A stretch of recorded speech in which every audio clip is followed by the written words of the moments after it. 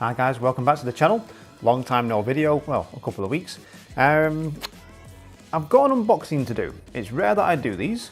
I've watched a few in my time, but don't do them that often really myself. However, I thought I'd do one for a camera that I've actually picked up today, and explain why I've picked this camera up as well. Now, this channel's been primarily used for tutorials for the 500D, 60D, and of course the 5D Mark II, which is recording this video right now.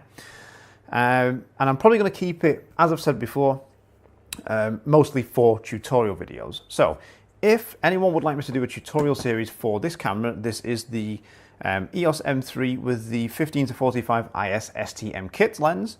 Let me know in the comments below. If I have enough interest, I'll produce a series that will be posted on this channel. Now, as I unbox this, I just want to steer people towards my new channel. I will put an annotation and link in the description. RJ Bradbury Photography, that's the channel that's there for my business. I'm going to be starting to produce, or I have actually started producing tutorial videos over on that channel. Now, they're not camera specific. They're more photography basics, fundamentals. We're going to be going into lighting and such later on, portrait work. So head over and subscribe. That will be much appreciated. And let's take a look at the EOS M3. Now, I sold my 60D a month or so ago now, and that was my primary video camera, even though the 5Ds can shoot video. I have two 5D2 bodies. They're my primary still cameras.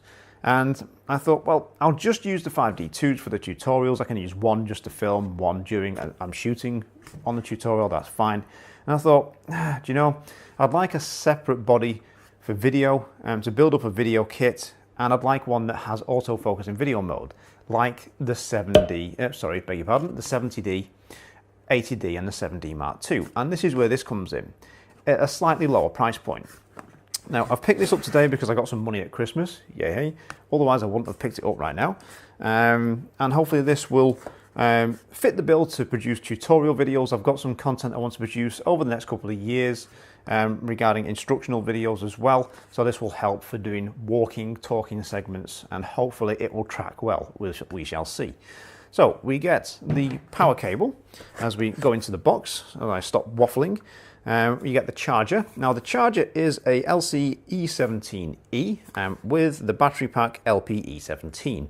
The Canon genuine batteries are around £47, which is ridiculous. Canon batteries are always really expensive. Because I'm going to be doing video with this body rather than stills, I'm going to pick up a couple of other batteries, but probably go third party if I can find some decent ones, say from Calumet, Hanel, or something like that. If anyone knows a decent brand for this type of battery, so that's the LP-E17, please let me know in the comments. I have the kit lens. Now I have partly unwrapped all this already because I wanted to make sure it worked earlier on. This is the 15-45 F3.5-6.3 kit lens, the IS STM, so it's nice and quiet whilst it's continuously focusing in video mode. Not a fast lens. The EOS M series or EOS M mount lenses is not a great selection in terms of fast lenses. There's one prime, which is a 22mm f2, which I may look at some point if I stick with this system. I know that you can get an adapter. There's the strap. Look how tiny that is. Wow.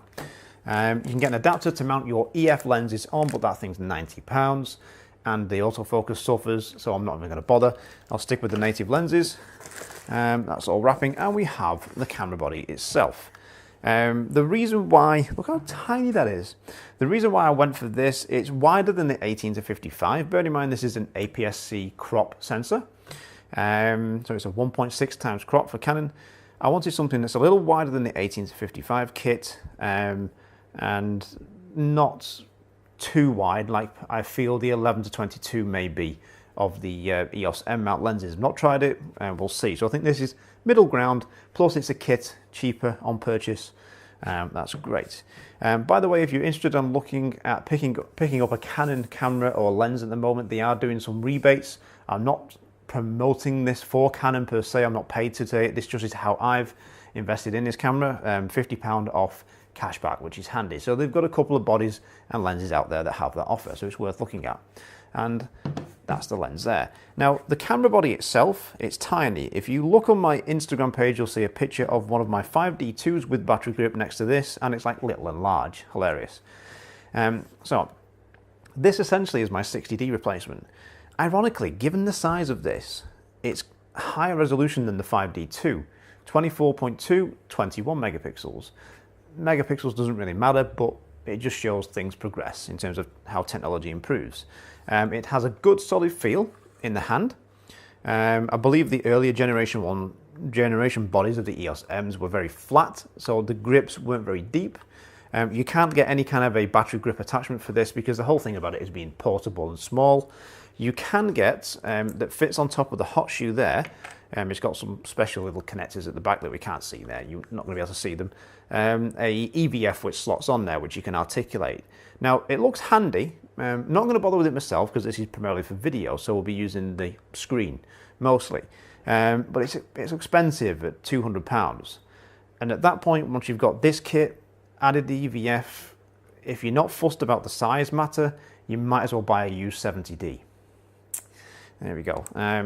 So there's a reason why I went for this one, because I'm not interested in shooting stills with it. You have a pop-up flash, which can be shot manual. It can also control speed lights as well, like the pop-up flash on the 60D, 7D, and so forth. That's fine. It has movie modes, time-lapse mode built in. I'm going to be making use of that for BTS and time-lapse content. Scene modes, never use them. Other automatic modes that we'll never bother with. Program, time value or shutter priority, aperture priority, manual, and a custom mode as well. On first impressions, it feels solid. You've got a customizable button near the shutter release here. This, around the shutter release, is where you change your shutter speed or aperture depending on what mode you're in, and you have a dial on the back. Now, this wheel here does your exposure compensation, but we'll go more into this in upcoming videos, which will be on my other channel, where we'll have a closer look at this as I review the camera. You've got a mic input, digital input, and it has Wi-Fi and NFC connectability as well. So that's going to be handy. I can have an app on my tablet or phone, and I can see what I'm doing when this is filming me, because when I have the screen flipped up, by the way, it flips up 180 degrees, there, at this distance with my eyesight, it might as well not have a flip-up screen. So I'm going to use the remote app on a tablet or phone. You can also articulate it down there for low shots as well, so quite handy. Similar in vein to the 60D, although that one opened up to the side. So, I mean, the main reason for this, like I say, I've picked it up to shoot video with, tutorials, upcoming content for my new channel, as well as some marketing material for the studio and for the business. I may even start producing some vlogs with this, because it's small, light and compact. We'll see. I always feel like a prat when I'm vlogging. We'll see how that goes. The battery itself will fit in there. Oh, it takes SD cards, by the way. SDHC cards. I've got a 64 gig in there, so that will pretty much live in the camera. There we go. Pop the battery in. And where are we? There we go. And we'll pop the lens on. What I will say, it's a little awkward to release the body cap and cover and the lens when it's mounted, just where that release button's placed, but no big deal. There we go. Doesn't come with a lens hood, typical of Canon.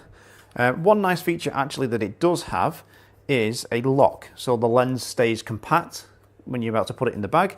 You can release the lock and then it locks into the zoom range 15 to 45 there. So that's a nice feature, because otherwise the lens will be stuck out wherever you have it in the zoom range, and it's going to get in the way, take up more room, so forth. So that's quite handy. Have a guess how many times that when I've had this in my hand I have done this. That's because I shoot with the X100 from Fuji as well, which has a viewfinder. That's going to take some getting used to. Well, like I say, primarily video. I will do a review on this on my other channel, stick some video samples up and so forth, see how well the autofocus tracks, or not, we'll see. Over the coming weeks and months, I want to spend a bit of time getting to know the camera, but that's just a quick unboxing, quick for me, and some reasons why I've picked this camera up and what I want it to do for me. I have a microphone coming for when I start vlogging, and it's a little bit compact, it'll stay on the side as well. So I'm looking forward to getting used to this little camera. So not a bad little camera, it's tiny. I will probably take it out and shoot some stills just to try it out. If I'm going to produce a tutorial series, if you guys are interested, obviously I'll need to get to know it in that regards. But it's not about to replace my 5Ds for my stills work. So thanks for watching, guys. Don't forget, head on over to the new channel, ready for the review and upcoming videos on that channel.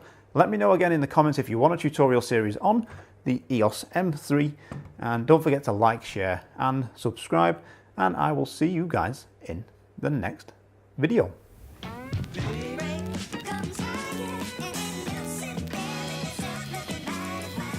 This is how vloggers do it, right?